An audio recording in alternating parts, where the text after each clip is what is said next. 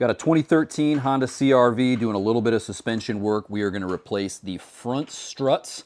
We've already got this one done, and then I'll walk you through the procedure to do the other side.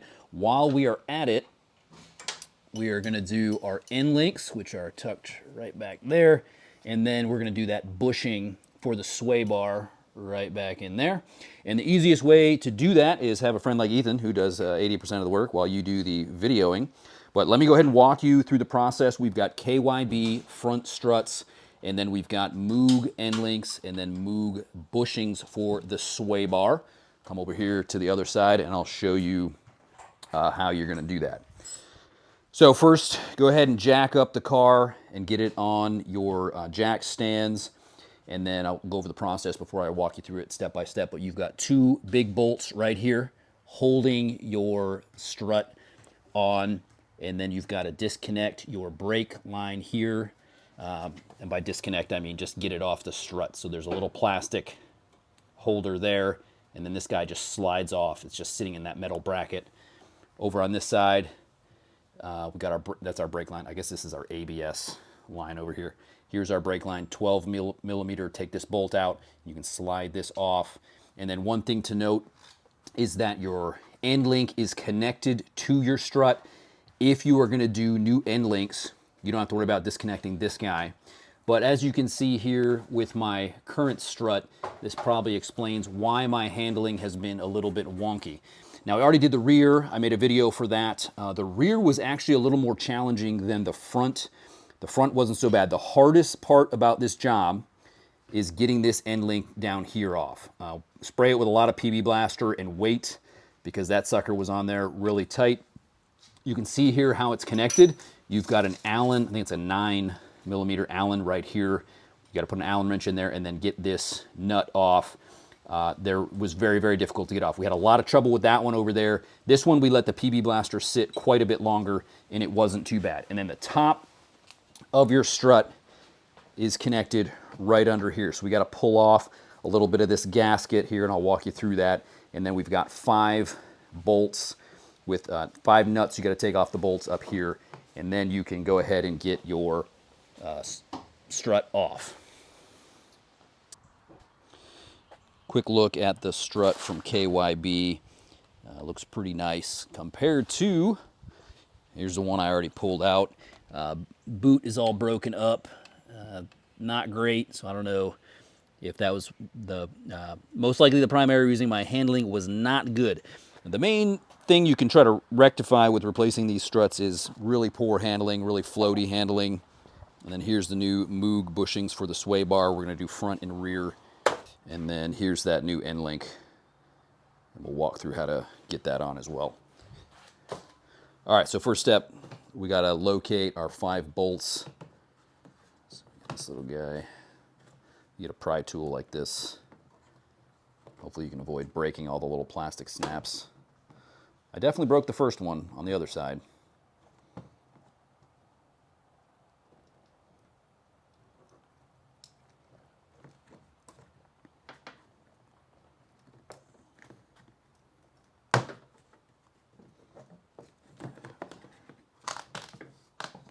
Off. And then you've got this chunk of plastic right here that pops open.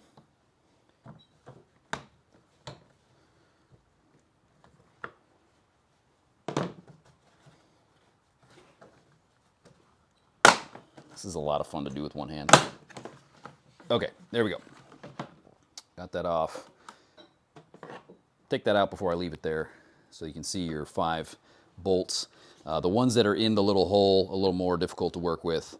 Okay, so now that we have access, the first step is to take your end link off. So I've already got that nut off the back, and so now we can disconnect that. End links on this car really don't look good either. All right, so we've got that disconnected, and now we've got to get our lines taken off. This one just slides off. And then this one's another little plastic trim piece. Just gonna pop that out. There we go. And then on the other side, we've got a 12 millimeter bolt right there for the brake line.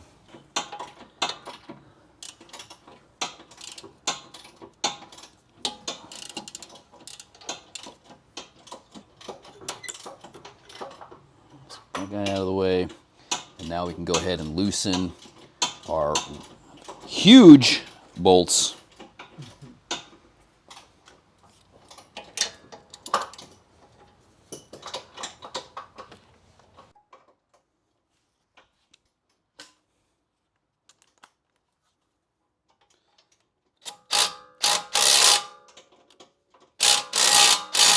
Definitely just tightened that one back on.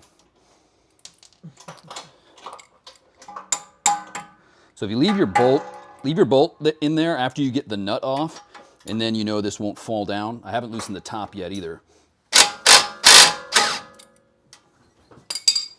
Okay, so these nuts are off. Now I got to loosen all the 5 top bolts. 14s up there. And where it really helps to have a friend is when you get the 5 off the top, to pull these bolts out while you're holding this and not dropping this. So we put the jack underneath to hold up this whole assembly while we take the strut off.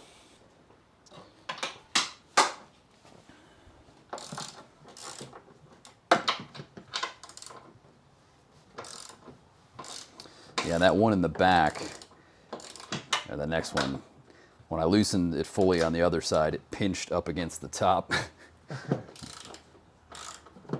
A little bit of pressure off here. Oh, you still got the top one in. The top what? Yeah. The bolt's still in. It's a little tight, so I'm hoping. Okay, it doesn't really want to come out. There we go. All right. There we go. Ooh, there it was. There it was. Did we just do the thing we didn't want to do? No. It should be fine. Okay, now it's pretty tough to get this thing out of there.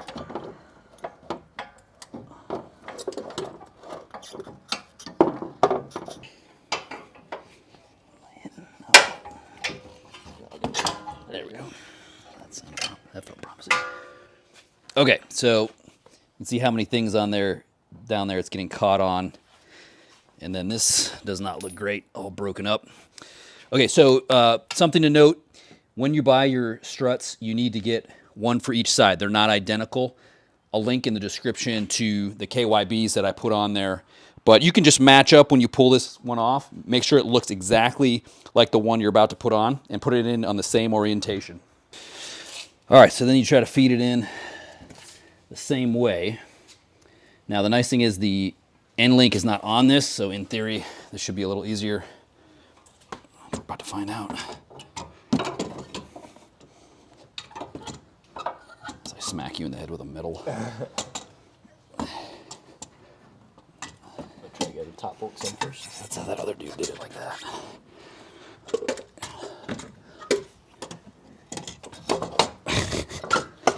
I can't even see what I'm...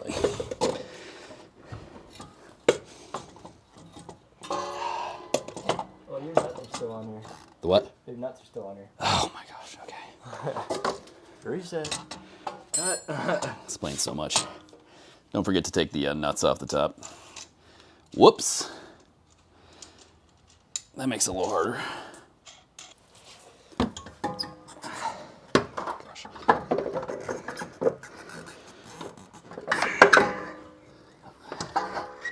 How's that looking?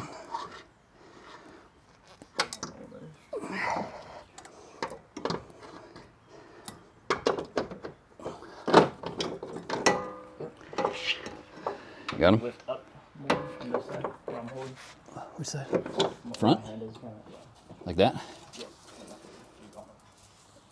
So this is where 2 people is super helpful.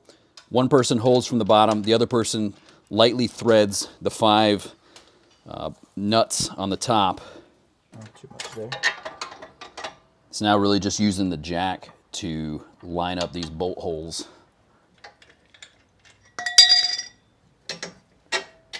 Okay, all right, so we got one in. So go ahead and get everything hand tight top and bottom, and then we've got to do our end link.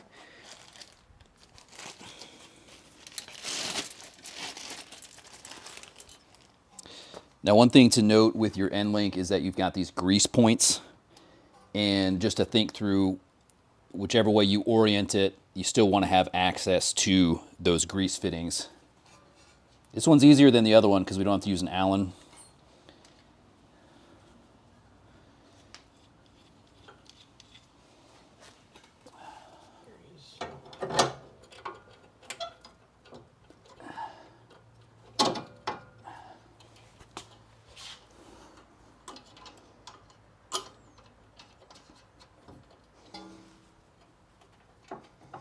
And then what we did with our end links was get them hand tight, and then we're technically supposed to wait until the weight of the vehicle is down on that tire before we tighten and grease them.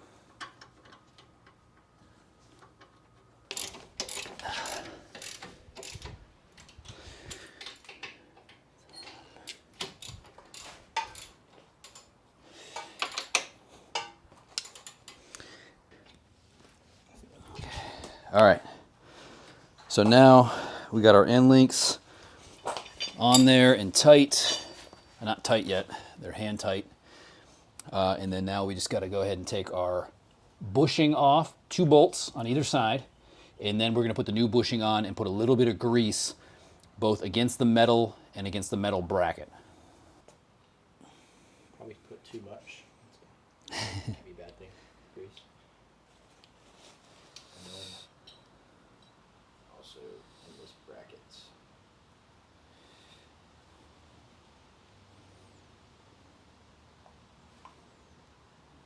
Just gonna whip that all over. So here's that old one, definitely pretty dry rotted. Basically just sliding the rubber boot on top of the bushing. And take note of how they were on when you pulled them off. You're really just repeating that same process. Also, don't forget to reattach your brake line, and the ABS sensor goes on just like you took it off. Then your hands are all nasty after you do the bushing. And right now our end links are just hand tightened, so we gotta get those fully tightened. Once we get the weight back on the wheel, then we're gonna grease the end links. And then make sure you get your 5 nuts here on the top torqued down nice and tight. So after you get your tire back on, you can reach back there and tighten your end links and then put some grease in there. Then we got to get our cover back on here. That goes on the same way that you pulled it off. These ones are kind of tricky to get in. They're these little rubber pieces. You got to kind of squeeze them in. Okay, so when you get your struts back on there, we got our end links on there, got our bushings done. Probably a solid idea to get an alignment at this point, which I'm gonna do. We'll take a little test drive and we're gonna note how much different that the handling on this vehicle feels. Hopefully should be a big improvement. So all in all, doing the struts on the front and rear, doing the end links and doing the bushings, probably about an hour to an hour and a half per tire. We found the front to be a good bit easier than the rear. In the rear, it's a lot harder to get that strut off. The bushings are pretty easy. That's an easy job. End links, not complicated, pretty easy job. They're hard to get off with the end links, so that's one challenge. The best thing to do, get a friend like Ethan who can do a whole bunch of your work for you, and all you gotta do is feed him. So that's perfect. Let me know in the comments if you're having issues with your CRV's handling. I'm gonna link to all these struts, end links, and bushings in the description. All in, I'm thinking about 650 bucks to do all of these upgrades, and hopefully it'll be well worth it. I imagine DIYing saved us anywhere from $400 to $800